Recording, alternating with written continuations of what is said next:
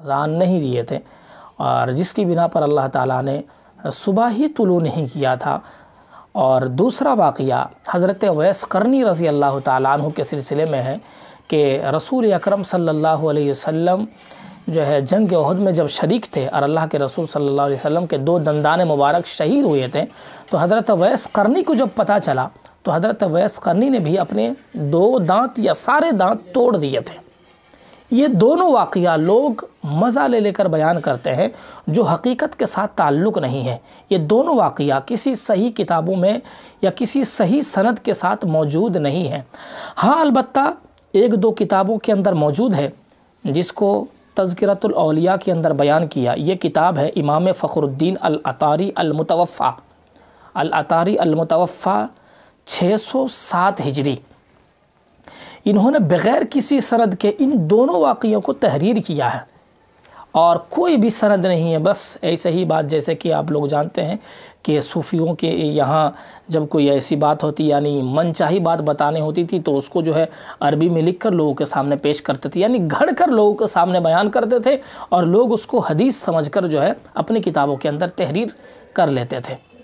تو ایسا ہی واقعہ ان دونوں واقعے کے سلسلے میں، کیونکہ کوئی صحیح سند کے ساتھ یہ دونوں واقعہ موجود نہیں ہے، اس لیے اس کو مزے لے لے کر بیان کرنا لوگوں کے سامنے یا ایسے ہی بیان کرنا درست اور جائز نہیں ہے۔ میں نے شروع ہی میں ایک حدیث پڑھی تھی آپ حضرات کے سامنے، من کذب علی متعمدا فلیتبوأ مقعدہ من النار۔ اللہ کے رسول صلی اللہ علیہ وسلم نے فرمایا کہ کوئی بھی بات میری طرف منسوب کر کے نہ بولے، اگر وہ جھوٹ ہے، سچ ہے تو کوئی بات نہیں، جھوٹ ہے تو میری طرف جو ہے منسوب کر کے نہ بولے، ورنہ جہنم کا اس کا ٹھکانہ ہوگا۔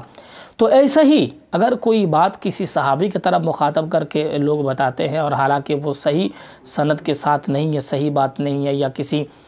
ولی کی طرف منسوب کر کے بتاتے ہیں، تو ان کا بھی ٹھکانہ وہی ہوگا، کیونکہ ایک جھوٹی بات ان کی طرف منسوب کی جاتی ہے۔ تو یہ دونوں واقعہ میں آپ حضرات کے سامنے یہی بتانا چاہتا ہوں، یہ جو دونوں واقعہ میں نے آپ حضرات کے سامنے جو ہے عرض کیا، یہ فخر الدین العطاری